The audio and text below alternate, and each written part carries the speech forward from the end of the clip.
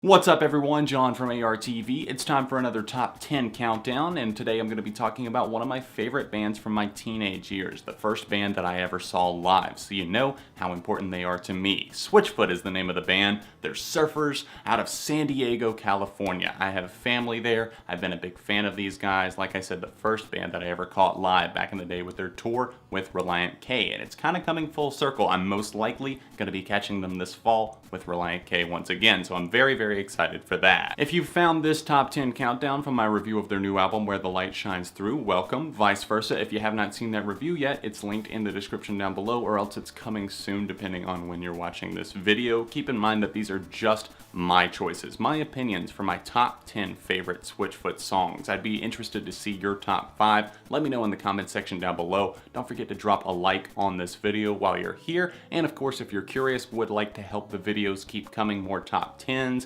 more stuff on Beyond ARTV, because I'm doing a lot of cool stuff over there, like I just uploaded my top 7 1975 songs, then you can click that top link in the description down below and you can support me on Patreon. Let's get right into the countdown.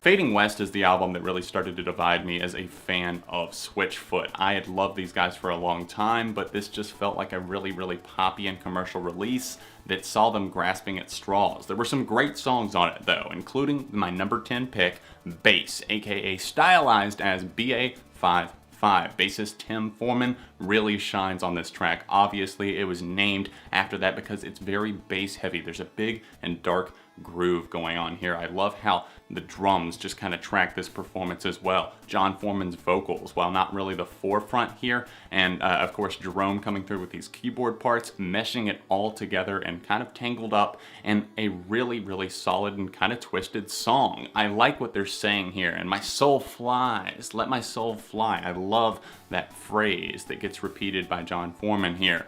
And it steadily progresses. It starts off with mainly that bass groove, slowly adds in more instrumentation, and solidifies itself as one of Switchfoot's best songs.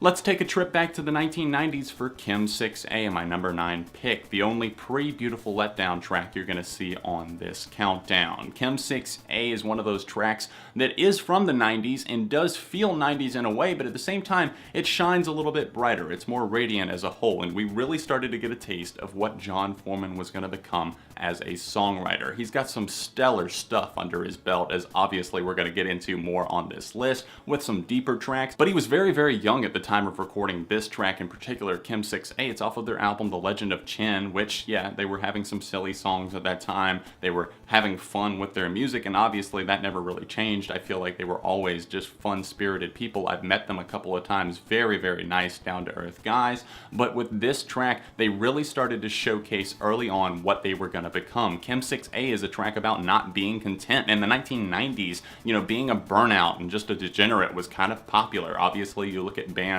like Green Day, Blink-182, and not to discredit them at all, because obviously these are bands that I love, but I like that Switchfoot was coming at it from a different angle and saying, you know what, I'm not going to just follow the trends, I'm not just going to be okay with something for the sake of it being popular. And obviously pop culture at that time was kind of idolizing these things, but I like that they kind of dressed it up as like an alternative pop rock song that's a lot of fun, but at the same time there's a heart to it.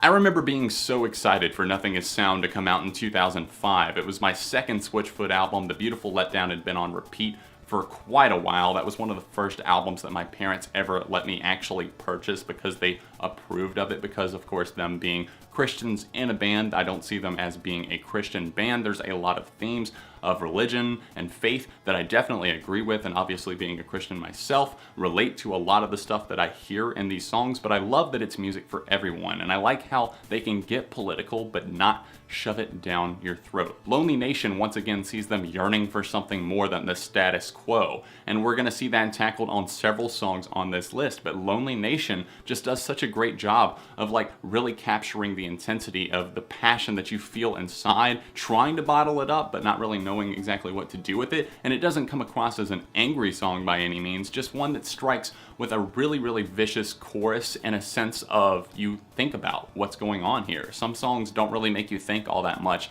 but Switchfoot have always done a great job of actually doing so.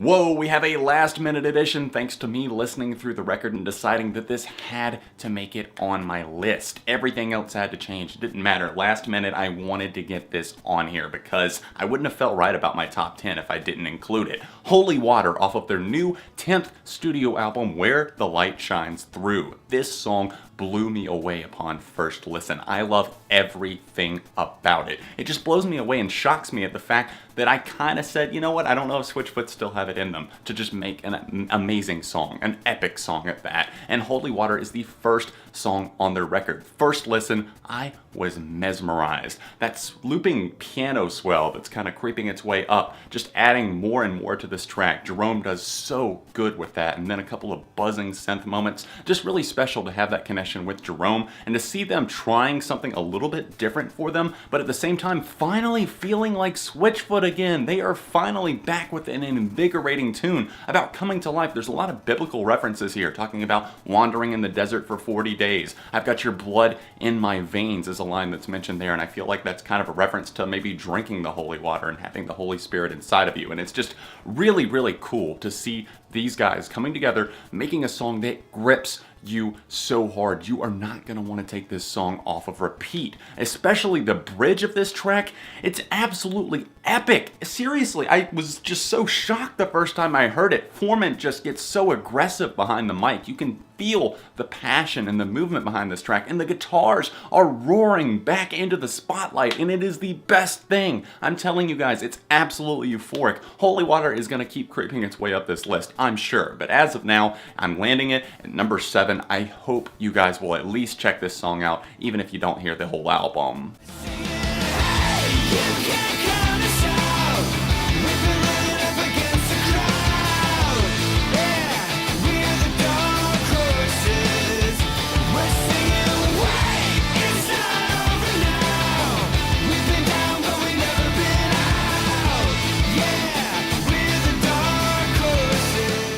I'll easily admit that I'm a bigger fan of Switchfoot's harder side, and this is a track that caters to that in a big way. The leadoff single from their 2011 release, Vice Versus, rocks out. I love this track. It's so big. It's talking about not being able to have that thumb of oppression put down on you. You are going to rally, you're going to come out, and I find Switchfoot do a good job of making these kind of underdog anthems or else motivational speeches without coming across as gimmicky, and I can only praise them for that. The guitar on this track instantly gets engraved in your head. It's something that I've been coming back to for over 5 years now, which is crazy to think about that it's that old at this point. I had just started reviewing music whenever Vice Versus came out, and that album did take a little bit to settle in on me. I gave it repeated listens, found myself coming back to it, and Dark Horses still stands tall to this day. A thundering riff on this track, a whole lot of fun, and a great message. Come set me free, down on my knees. I still believe you could save me from me. Come set me free, I still believe. But inside this shell there's a prison cell. Number 5 might be one that you've never heard, especially if you're just a casual Switchfoot fan. I definitely recommend you guys go check this one out because it's an underrated song not only from Hello Hurricane, a fantastic album, but really from their entire discography. I feel like it's one that I don't hear people talking about, and it's been one that's always stood out to me almost instantly whenever I listen to the album for the first time. It really means a lot to me, and I feel like it's one about kind of breaking free of these ties that bind you, whatever's holding you back. And I love the dark western leaning, almost gritty feel that I get from this track. I can picture Foreman singing this and performing with the rest of the band in the middle of a desert or something. I love it whenever I can get a mental image from something, and it's very inspiring in a way because I'm picturing somebody just coming through a tough scenario, breaking free of the chains that are laid upon you in life and pushing through, succeeding anyways.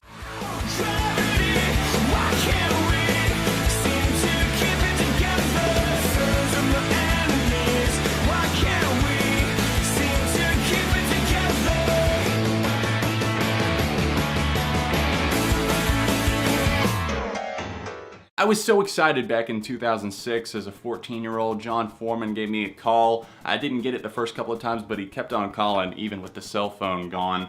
He hit me up to play the Oh Gravity piano part, and I just thought, I was like, wow, I don't even have piano skills, but I guess this guy just saw me at the concert, knew that I would be rocking out, you know, doing my thing on the keyboard. And I'm actually gonna go ahead and try and play it for you guys. It's been a while since I've done it, but let's see if I can blow the dust off and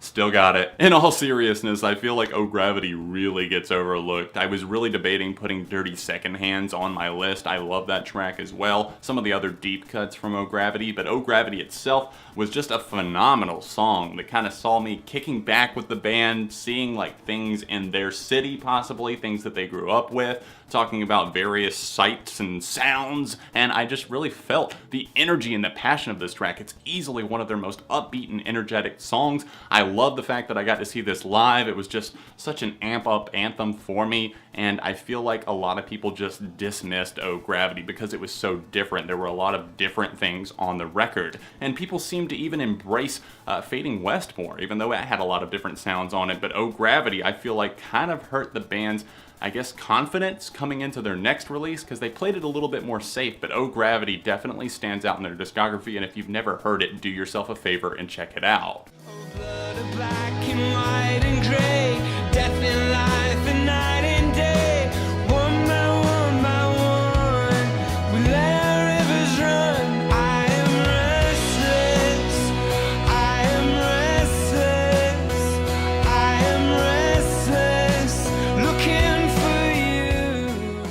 This song is so special to me, and it connected that much more after seeing it live. I remember having my hands up in the air whenever this song was performed, and Foreman was just reaching out into the crowd and just embracing people. And I had my eyes closed, I feel like, at one of the points in the show, and we locked like that, and he was singing, and it was just an insane moment. It just, I don't know, it's connecting with music, and it takes you to a different level. I feel like this is one of Foreman's best lyrical pieces in his entire career. There's so much passion in this track, and I think some people will try and discredit it because they think it's about a certain thing, but I feel like this song applies to so many different situations. Just maybe being restless, wanting more in a good way, a positive feeling. You know, you're restless, waiting for something else to happen, or waiting for this next move in a relationship. Maybe it's about God, maybe it's about a girl. Who knows exactly what it's about, but I just know that it can move, and it has a lot of power and energy in that track, especially in the bridge of this track whenever he's singing, I can feel you breathing, and it really just intensifies. Everything comes full circle. Everything that this song had been building up to, the guitar shines through. I feel like Drew does a great job of just really kind of carrying this track over into its final stage. Just a fantastic song through and through. When I look at the stars, when I look at the stars, when I look at the stars, I see someone else. When I look at the stars. The final two songs on my list are really starting to hit at my teenage years very, very hard, and thank God they still hold up so well. Stars is my number 2 pick, and it's a song that is flawless in my mind. They flip-flop back and forth between number 1, number 2, but I had to give the number 1 spot to something else, which you will see momentarily, but Stars, we can't overlook this one. My eyes and ears lit up the first time I heard this song. I was just totally lost in the music, and it was such a good feeling. Stars is one of those tracks that made me kind of like stand up and say, you know what, I don't care that people maybe make fun of me for what I listen to, or maybe that I get so passionate about music and the charts or whatever it may be, like I was doing at the time. I was just getting into music, and those were the things that I was really interested in, and obviously that's carried over and translated into what I do now. But at the time, it was a very inspiring song for me, and I remember laying out on a picnic table that we had in our backyard, playing this song on my little tiny phone speaker and just looking up at the stars and just being amazed that, I don't know, I was even here. And it's one of those songs that makes me see the beautiful things in life and make me realize that even though things suck sometimes, things get dark, there is something better out there, something that I can continue to work for. And often I'm rewarded whenever I pay attention to the message of the song.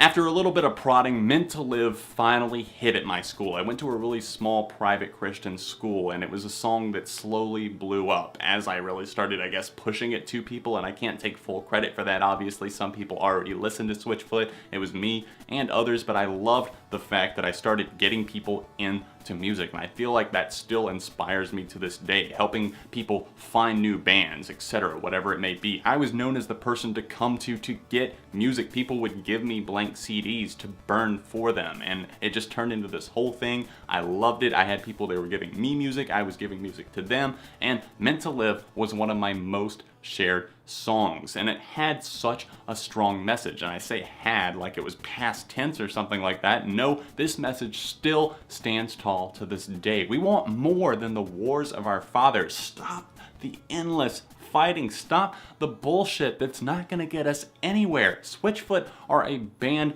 that just really seemed to get it. At least they did back in their heyday. It's a song for a revolution of a sense, like calling out for peace, calling out for a new movement, a new era. I hope you guys enjoyed my top 10 Switchfoot video. Keep in mind that these were just my choices, so don't get too upset if yours did not make the cut. Of course, I left some honorable mentions in the video description. If you would like to find out how you can get a top 10 made for maybe a band that you're really passionate about, you can find out on my Patreon. That's one of the donation levels over there. So thank you so much for watching this video, leaving a like on it, subscribing to the channel, because friends don't let friends go unsubscribed. You can check out the last top 10 that I did, or the last review that I did on this channel, by clicking those little annotations there. You can find all of my social media linked in the description. Other than that, I'll see you very soon right here on ARTV.